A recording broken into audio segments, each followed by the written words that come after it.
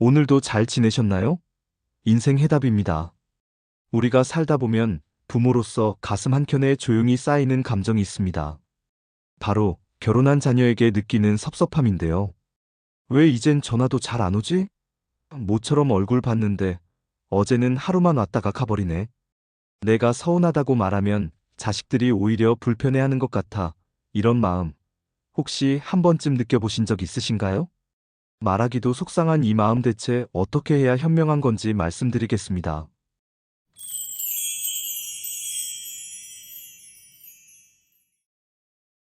제가 아는 60대 어머니 한 분은 딸이 결혼하고 아이 낳고 바빠지면서 연락이 점점 뜸해졌다고 하세요. 처음엔 이해하려고 했대요. 바쁘겠지, 피곤하겠지. 근데 어느 날 우연히 딸 핸드폰을 열어봤다가 딸이 친구들이랑 여행 다녀온 사진이 가득하더래요. 계절마다 꽃 구경도 가고 주말에는 맛집도 다니고 휴가철이면 해외여행도 여러 번 다녀오고요. 그걸 본 순간 이런 생각이 들더랍니다. 나한텐 시간이 없다고 하면서 친구들이랑은 잘만 다니네. 그때부터 마음에 섭섭함이 생기고 전화에도 목소리가 차가워졌다고 해요. 결국 딸도 그런 분위기를 느끼고는 엄마, 왜 자꾸 눈치 주는 말 하세요? 하며 다투게 됐다고 합니다. 이럴 때 우리가 먼저 스스로에게 질문을 던져봐야 합니다. 내가 원하는 건 자식의 시간일까? 아니면 마음일까? 가끔은 시간을 내주길 바라는 마음이 섭섭함이라는 이름으로 표현되기도 하거든요. 하지만 자녀는 이제 자신의 가정을 꾸린 어른입니다. 우리의 기대만큼 움직이지 않을 수 있어요. 그게 사랑이 없는 게 아니라 삶의 무게가 달라졌기 때문이죠. 그렇다고 해서 감정을 꼭 눌러야만 하는 건 아닙니다. 오히려 감정은 잘 표현하는 법이 중요해요. 예를 들면 너 왜 안 와? 보다 엄마가 네 목소리 들으면 힘이 나더라. 요즘 좀 그리웠어. 이렇게 따뜻하게 풀어내는 말 한마디가 자녀에게는 부담이 아니라 따뜻한 초대가 됩니다. 또 하나, 묘한 자존심 때문에 자식이 먼저 연락 안 해주면 나는 안 해 이런 생각도 많이 하시죠. 하지만 가끔은 우리가 먼저 연락하는 것도 괜찮습니다. 우리가 인생을 더 오래 살아온 사람으로서 관계의 지혜를 먼저 베풀어도 손해보는 일은 아닙니다. 자녀가 결혼했다고 해서 마음까지 멀어진 건 아닙니다. 우리가 느끼는 섭섭함은 사랑의 다른 표현일 수 있어요. 그 마음을 서운함이 아닌 보고 싶은 마음으로 바꿔 전한다면 지금보다 더 따뜻한 관계를 만들 수 있지 않을까요? 혹시 오늘 이 이야기를 들어보시고 가슴속에 조용히 눌러놨던 섭섭함이 있다면 한번 따뜻한 안부 문자라도 보내보세요. 그 작은 용기가 다시 자녀와의 거리를 좁히는 시작이 될 수도 있습니다. 그런데 다 큰 자식 때문에 사이가 묘해지는 건 아무래도 새로운 식구가 더 생겼기 때문이겠죠. 며느리와 사위의 존재감 때문입니다. 전처럼 자주 집을 오가고 통화를 해보고 싶어도 자녀의 배우자는 마냥 편한 존재가 아니기 때문입니다. 처음엔 참 어색하지만 잘 지내고 싶은 마음은 누구나 같을 거예요. 그런데 가끔 말 한마디에 서로 상처를 받기도 합니다. 며느리 혹은 사위와 갈등 없이 지낼 수 있는 현실적이고도 따뜻한 5가지 대화법도 같이 소개해 드릴게요. 사위와 며느리뿐 아니라 자식에게 써먹어도 좋은 대화법이니까 기억해 두시기 바랍니다. 첫째, 조언보다 공감이 먼저입니다. 내 방식이 전부는 아닙니다. 하루는 며느리 집에 놀러 갔습니다.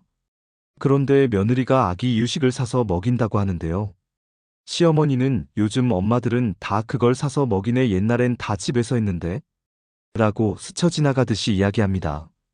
혼자 하는 육아가 얼마나 바쁘고 힘든데 이 한마디를 들은 며느리는 속이 상할 수 있습니다. 그럴 때는 시어머니가 이렇게 말했다면 어땠을까요? 아, 요즘은 그렇게 하는구나. 많이 알아보고 준비했겠네. 라고요. 따뜻하게 공감을 먼저 해주는 말 한마디가 신뢰를 만들어줍니다. 둘째, 비교하지 않습니다. 말 속에 숨어있는 칼 끝에는 사람이 찔리고 마음이 아픕니다. 사위가 집안일을 잘 안 도와준다고 딸이 속상하다고 합니다.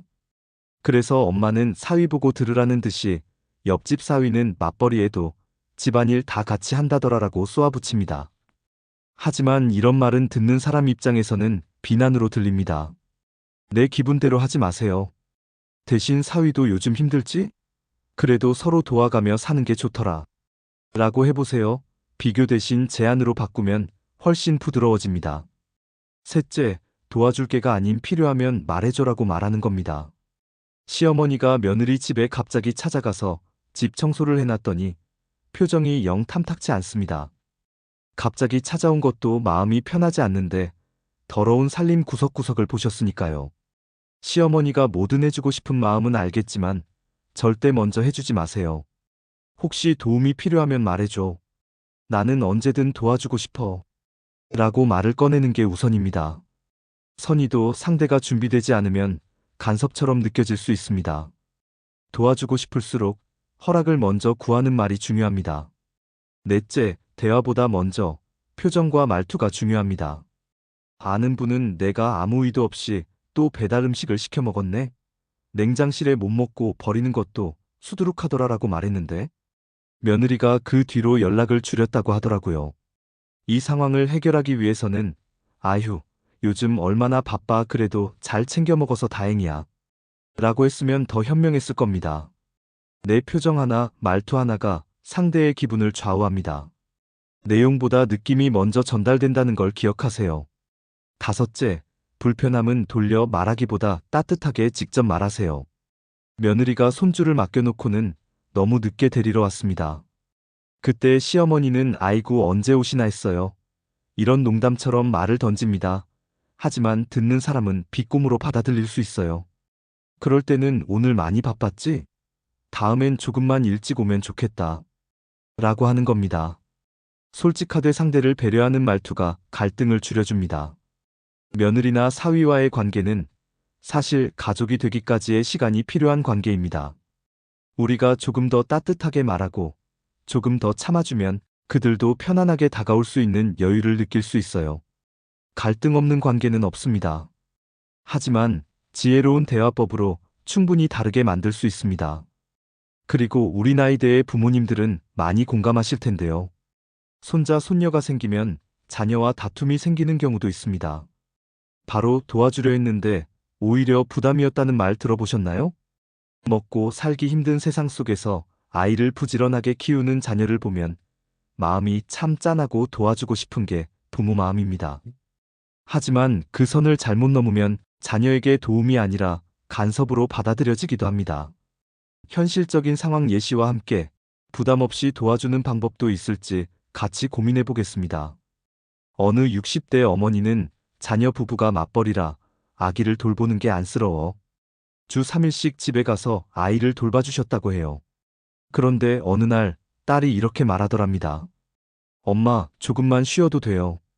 너무 고생하는 것 같아서 저희가 일단 알아서 해볼게요. 라고요. 그 말에 어머니의 마음이 서운하고 멍해졌다고 합니다. 나는 열심히 도와주려 한 건데 그게 부담이었나? 그런 마음 혹시 들어보신 적 있나요? 자녀는 고마운 마음이 있으면서도 때론 부모님의 방식이 부담스럽거나 불편하게 느껴질 수 있습니다. 왜냐하면 아이를 키우는 방법이 세대마다 너무 다르기 때문입니다. 그리고 무엇보다 자신이 부모로서 책임지고 싶다는 마음이 클 수 있습니다. 그렇다면 어떻게 하면 도움은 되되 간섭처럼 느껴지지 않을 수 있을까요?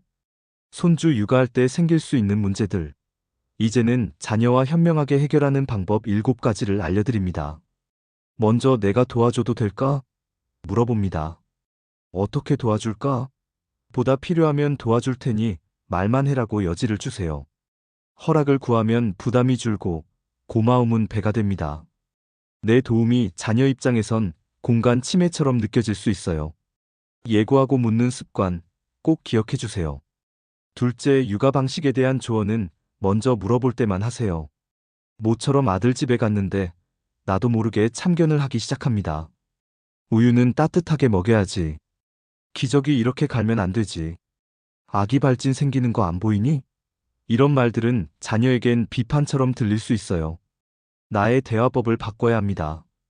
내가 예전에 이렇게 했었는데 요즘은 좀 다른가 보네. 이렇게 해도 괜찮을까? 라고 해보세요. 공감과 물음으로 시작하면 거부감이 줄어듭니다. 그리고 셋째, 자녀의 방식에 신뢰를 보내세요. 아이를 잘 못 돌보는 것처럼 말하거나 불안해하는 눈빛을 보내면 자녀는 위축됩니다. 너희가 내 기대보다 너무 잘하고 있어. 처음인데도 이만큼 하는 거 보면 기특해. 라고 말입니다. 인정과 칭찬이 자녀에게는 큰 힘입니다. 넷째, 손주 육아는 부모가 중심이 되도록 하세요. 애가 밥 안 먹는다니까 내가 장난도 치고 잘 꼬드겨서 먹였지라고 자랑 삼아 이야기하신 적 있나요? 자녀 입장에선 내 방식을 무시했나? 하고 느낄 수 있습니다. 애가 힘들어하길래 나도 내 방식 따라해봤어. 요즘은 어떻게 하고 있어? 라고 해봅시다. 부모의 방식 중심으로 맞춰주는 말이 중요합니다.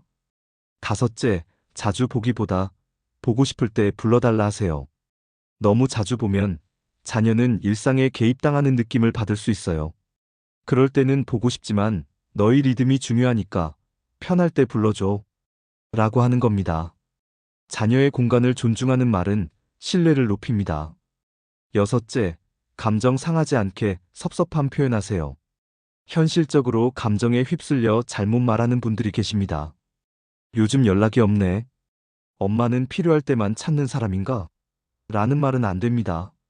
이런 말은 자녀를 죄책감에 빠지게 할 수 있습니다. 엄마가 네 목소리 들으면 힘이 나. 요즘 조금 그립더라. 섭섭함은 감정이 아닌 그리움으로 바꿔 표현하면 훨씬 따뜻해집니다. 부모가 되어서도 또 자녀가 부모가 되는 걸 지켜보는 부모의 마음은 참 복잡하고 조심스러울 수밖에 없습니다. 하지만 우리가 조금만 기다리고 조금만 배려하면 부모와 자식 모두 편안한 관계가 만들어질 수 있어요. 우리는 잘 도와주는 법을 배우고 있는 중입니다. 그 마음만으로도 충분히 멋진 부모 아닐까요? 그리고 자녀와 손주들 육아만큼이나 많이 갈등이 생기는 것이 바로 돈 문제입니다. 조금 예민하지만 꼭 나눠야 할 이야기인데요. 돈 때문에 다툼도 나고 사이도 멀어지기 쉽습니다. 실제로 결혼한 자녀에게 도움을 주려다 오해를 사기도 하고 도움을 요청받고도 마음이 불편해지는 경우가 생각보다 많으실 겁니다. 가족끼리 돈 가지고 갈등하는 거 나만 그런 걸까? 이런 고민에 대해서도 같이 나눠볼게요.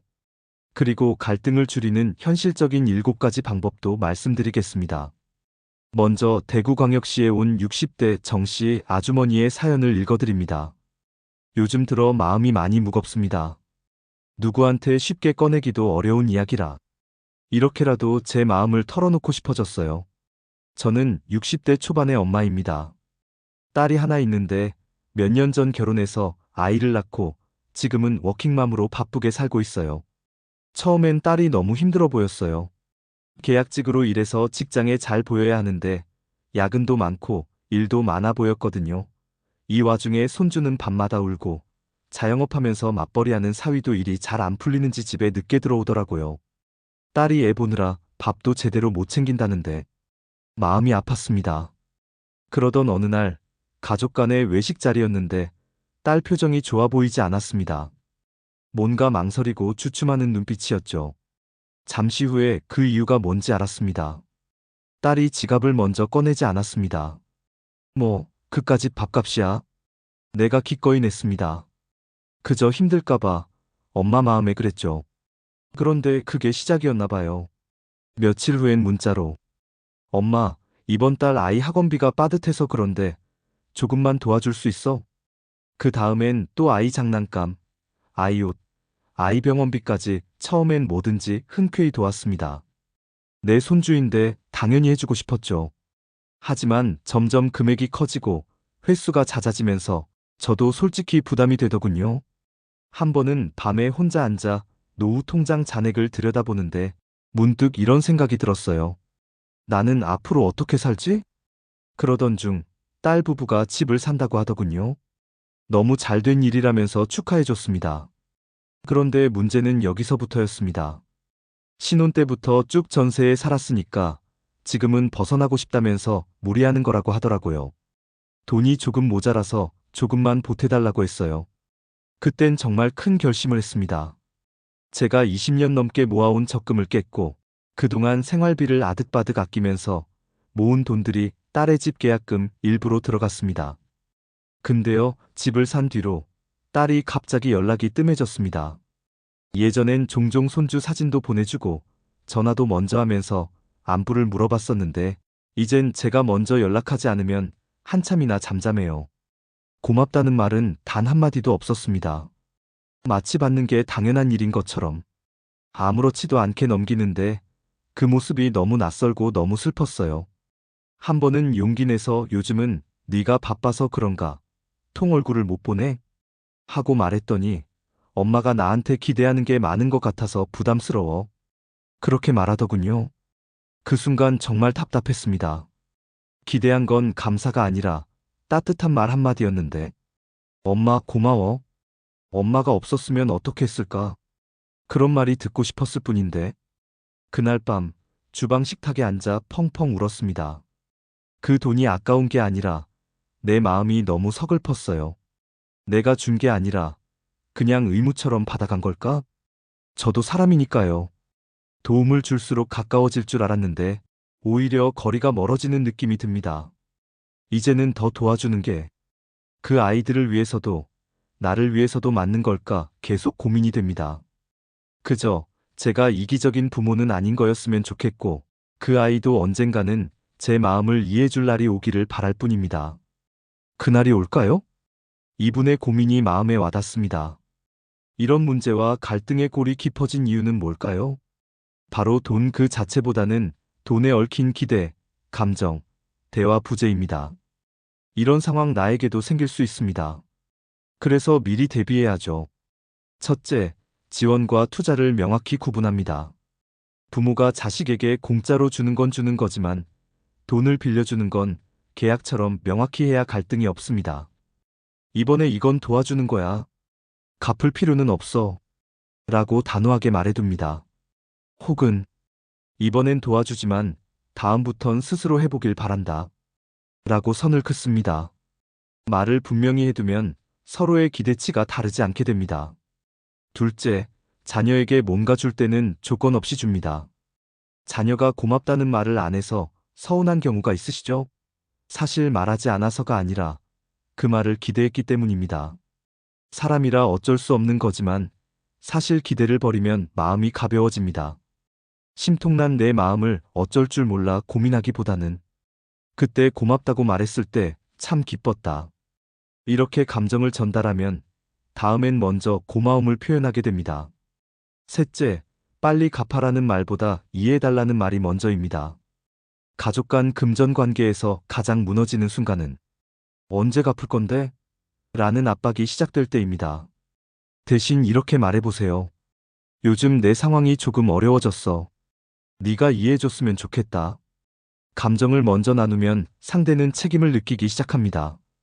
넷째, 지속적인 지원은 기대를 만듭니다.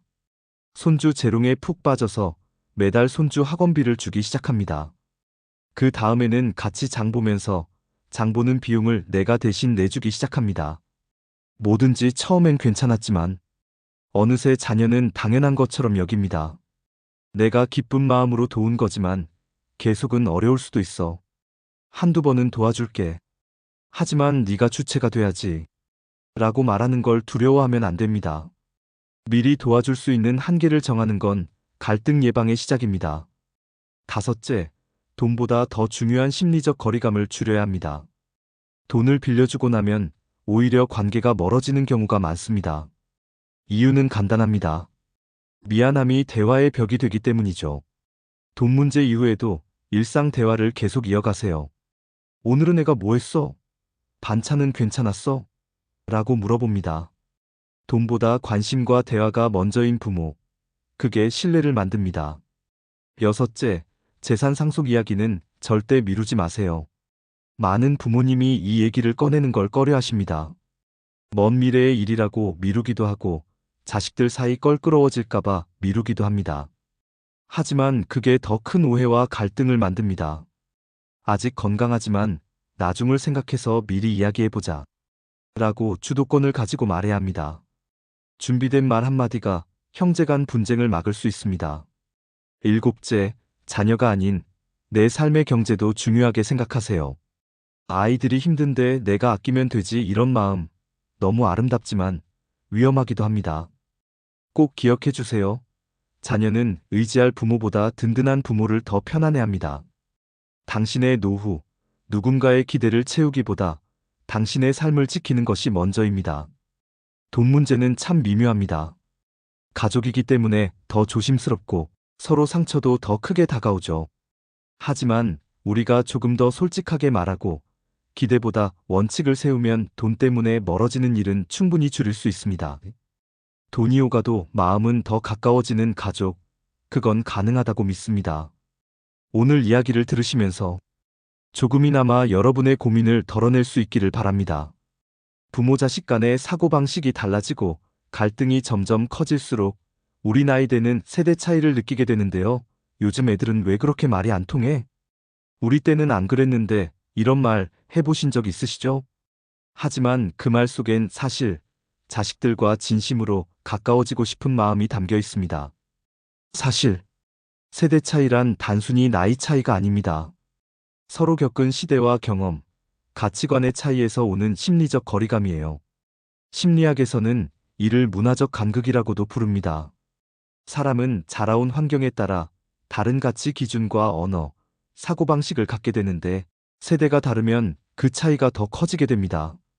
예를 들어 부모 세대는 고생 끝에 낙이 온다, 가족이 우선이다라는 희생 중심의 가치를 배웠다면 요즘 자녀 세대는 나를 지키는 게 먼저, 행복은 지금이라는 자기중심적 자율 가치를 배웁니다. 그래서 같은 말도 전혀 다르게 받아들이게 되는 겁니다. 부모는 이건 너 잘 되라고 하는 말이야 라고 하지만 자녀는 왜 내 인생에 간섭해? 라고 느끼는 거죠. 하지만 이건 누가 옳고 그른 문제가 아니라 그저 다른 환경에서 길러졌을 뿐입니다. 그럴 때 우리는 어떻게 하면 사고방식의 차이를 줄여나갈 수 있을까요? 먼저 지금 세대는 어떤 시대에 사는가를 이해하는 겁니다. 자녀 세대는 경쟁과 변화, 불확실성 속에서 살고 있습니다. 스마트폰, SNS, 비정규직 사회까지 우리는 경험하지 못한 불안 속에서 살아가는 아이들이에요. 내가 살던 세상 기준으로 판단하기보다는 자녀들이 서 있는 현실 속으로 잠시 들어가 보는 마음이 필요합니다. 그리고 조언보다 경청이 먼저입니다. 부모는 늘 좋은 길을 알려주고 싶어 조언을 합니다. 하지만 요즘 자녀들은 조언보다 공감과 이해를 원합니다. 그래서 너는 어떻게 느꼈어? 이렇게 물어보는 순간 자녀는 처음으로 내 편이 되어주는 부모를 느끼게 됩니다. 셋째, 나도 너처럼 힘든 시절이 있었어 보다 그땐 어땠는지 말해줘라고 해봅시다. 부모 세대는 우리 때는 더 어려웠다는 말로 자녀를 위로하려 하지만 자녀들은 비교가 아니라 이해를 원합니다. 나는 내 마음이 궁금하다. 이런 태도가 세대 차이를 좁히는 시작이 됩니다. 넷째, 감정을 바탕으로 대화해보세요. 넌 왜 내 말을 무시하니? 보다는 그럴 때 엄마는 많이 서운했어라고 말해보세요. 감정을 표현하면 자녀는 당신을 감정이 있는 사람으로 느낍니다. 그리고 공감은 이성보다 감정에서 먼저 시작됩니다. 다섯째, 내가 너를 이해하려고 노력하고 있다는 메시지를 전하세요. 세대 차이는 완전히 없앨 수 없습니다. 하지만 가장 중요한 건 나는 너를 이해하고 싶다는 태도입니다. 작은 표현 하나가 다리를 놓습니다. 요즘 너희 세대는 정말 다른 세상을 사는 것 같더라. 그래도 나는 너랑 이야기하는 게 좋아. 이 말 한마디가 닫혀있던 마음의 문을 엽니다. 부모 자식 간의 사이가 늘 좋을 수만은 없습니다. 세대 차이와 다툼은 어쩌면 자연스러운 것입니다. 하지만 그 사이를 메우려는 따뜻한 의지, 그건 부모님이 해줄 수 있는 가장 큰 사랑입니다. 자녀들이 당신을 거부하는 게 아니라 당신과 다른 언어로 말하고 있을 뿐입니다. 먼저 귀를 열고 먼저 마음을 내보이세요. 그 작은 변화가 세대 차이를 넘어 진짜 대화로 이어질 것입니다. 오늘도 자녀와 가까워지고 싶은 당신의 마음을 충분히 이해합니다. 저는 요즘 들어 그런 생각이 자주 듭니다. 내 자녀들이 엄마 아빠도 좀 이해해줬으면 좋겠어요. 라고 말이죠. 요즘 자녀랑 대화를 나눌 때면 괜히 더 조심하게 되곤 합니다. 말 한마디 했다가 그건 옛날 얘기예요. 지금은 달라요. 그런 말이 돌아올 때가 종종 있거든요. 속으로는 저도 상처를 받기도 합니다. 하지만 저도 알지요. 저도 한때 그랬으니까 이제는 자녀들이 세상 살아가는 게 얼마나 바쁘고 지치고 애쓰며 사는지요. 그래도 가끔 오는 안부 연락에 엄마는 어때? 아빠 요즘 잘 지내? 그런 말 한마디 듣고 나면 하루가 환해지더라고요. 자녀들도 알까요? 내가 너한텐 엄마 아빠지만 나도 누군가의 자식이었고 누군가에게 사랑받고 싶었던 사람이라는 걸요. 세월이 흘러도 부모라는 이름이 전부는 아니더라고요.